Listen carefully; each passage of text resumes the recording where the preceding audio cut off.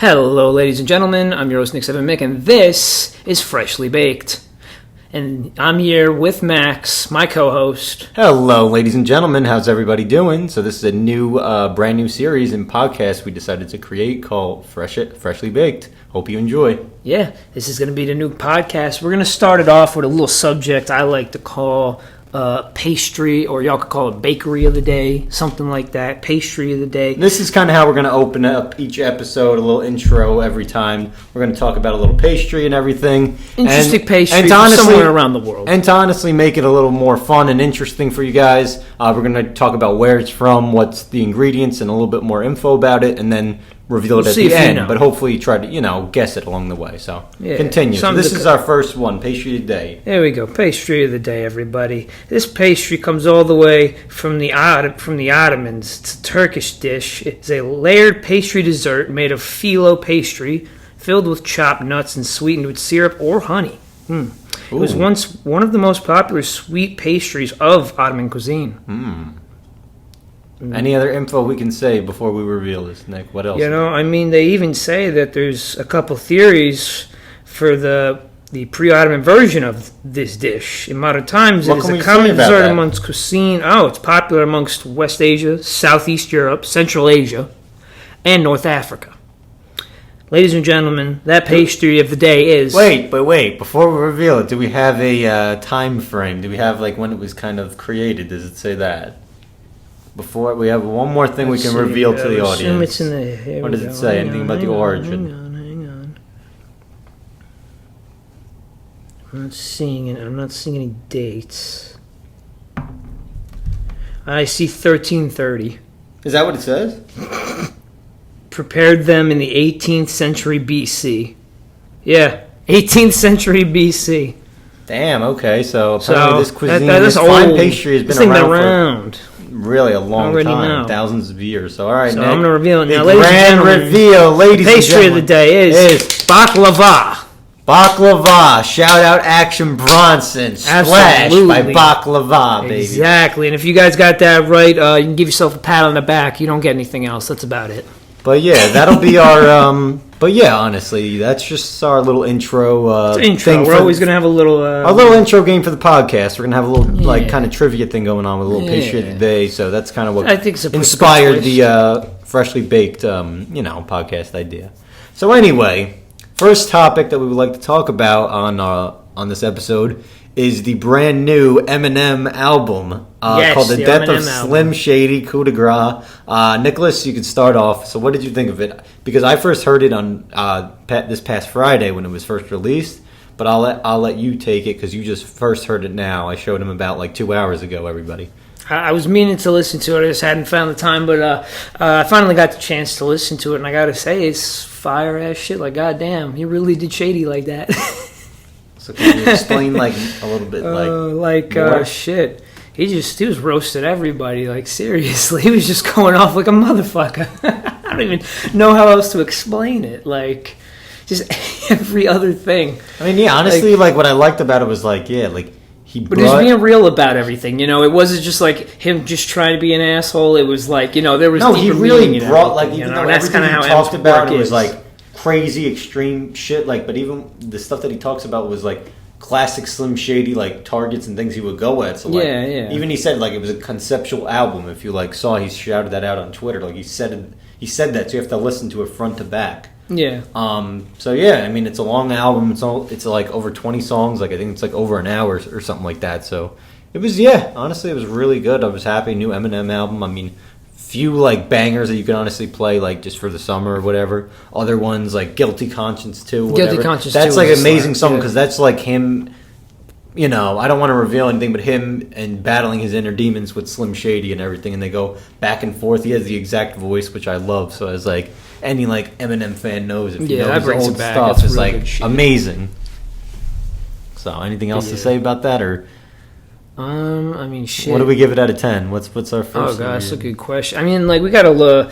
Can I see a list of the songs at least so I could remember what we're exactly working with here? I mean, I would give it honestly. He had a lot of good features. I mean, Jid was on there, which was crazy. Jid, that was a good pretty feature cool. For the. He had Jelly Roll on there, so that's the emotional one. So that was a great one. He He had this new guy. Let me see what his name was, because this guy was great. Oh, White Gold. The White, yeah. Wait, where is he? Yeah. White Gold. He was on the song called Habits and a song called Habits was a good one. And a song called Bad One, and both of those were like slappers. They were great. But honestly, yeah, the whole thing really flowed. Dr. Dre, if you like look up, it's Dre. The production behind it, Dre was a lot on it. Eminem produced a lot on it. Honestly, I saw that he produced a lot of it. Yeah, damn, okay. So like he was in the stew. So it was like front to back. It was really a good one. And honestly, we're gonna shout it out now. Extras 2 songs if you heard it.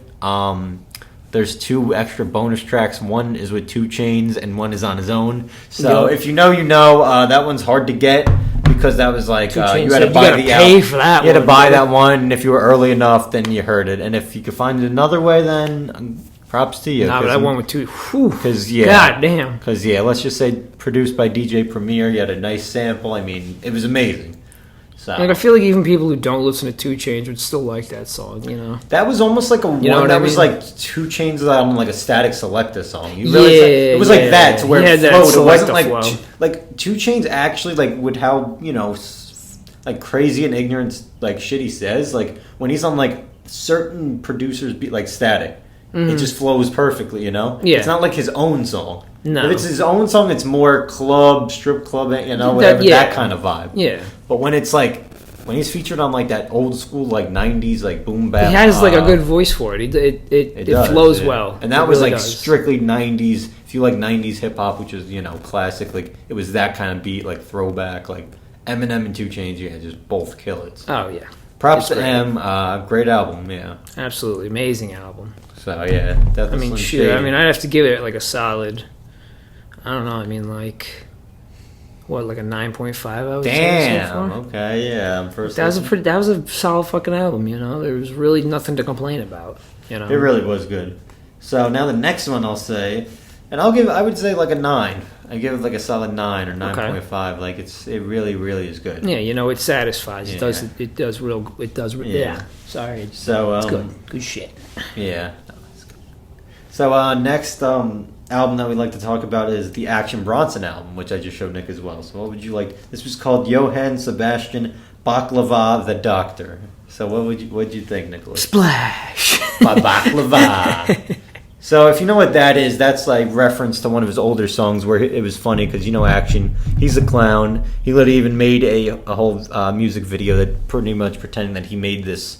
On like 80s cologne, like corny cologne commercials, like Splash by Baklava, and it was like Calvin him Klein running on a beach, Calvin Klein type polo, like Ralph Lauren type clip. So like, So what did you think of it though, overall? I thought it was good. It was definitely more like I mean, obviously you can't really compare it to like Eminem or anything with the M album. Well, no, it's a different album entirely. And it's a completely different angle. And it's like. Core, like right in its own. I think it was great on its own. I think it was great. It was more of like it was that you're sitting on a yacht. You got like you already know like the fucking amount of drugs, amount of women, whatever else it is. Like that's exactly what that music is. It was that Big Boss music. It's exactly what he was kind of going for. That's like Big Boss, Big Ross. He's the White Ross. Like come on, like he really is. Like I mean, it really, especially one he got like an old school like Italian like. I mean, depending on how you meet him, he might be like the Chinese Ross. Exactly. Always Chinese. Shout out Bronsolino. So Bronsolino, baby. That album I would give like a solid like 8 out of 10. Yeah. That definitely like a solid. I have to agree with you on the 8. That was a solid 8. Definitely a really good track or album. I fucked with that heavy. Yeah, no, it really was. So I mean, in terms of any other music, I mean, there's new music coming out. I think we got a few albums. We got the Post Country album, so that's going to be interesting. That's right. That looks like it's going to be good. We got Denzel Curry coming out. That is also true. There's I think a few other people. A$AP Rocky, I heard is dropping. He's coming out with an album. So there's the summer's still cooking. There's always stuff being cooked, Max. Also, it's the summer, so you know how that goes. When the weather's hot, the grill gets hotter. The grill gets hotter. The grill gets hotter. Skywalker. Speaking of grilling motherfuckers, ladies and gentlemen, not like us, by Kendrick Lamar. God damn. Exactly. They not like us. That was one hell of a fucking album, and the music video was fire. Like, Jesus Christ. That was some shit. Did he retire? Did Drake retire? Is it over now? It's done. I mean, he hasn't released music since, and he looks like he's washed. He's like a washed out fuck. They're gonna pull the fucking disappearing act. He gonna pull a Houdini.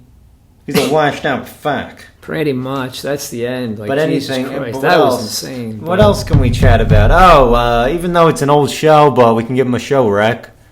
The show rec that we rewatched was BoJack Horseman. Oh, you know what? That's a good one. Show, yeah. We can give recs. We can give recs. Give recs. So, even though it's been off the air for a little while, but if you haven't seen it, or you probably I feel like BoJack has like the same kind of like values, like fucking like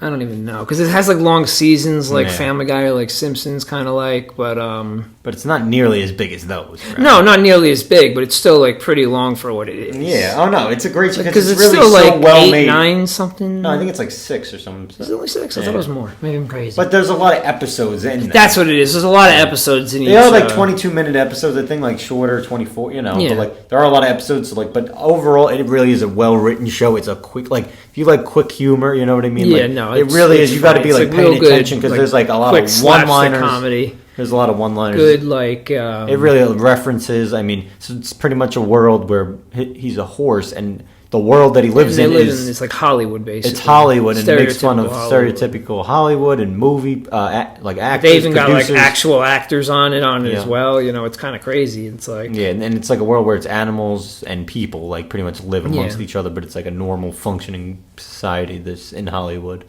So. You know, honestly, it's a very, very cool show, I felt like. Man, your ass never speaking up.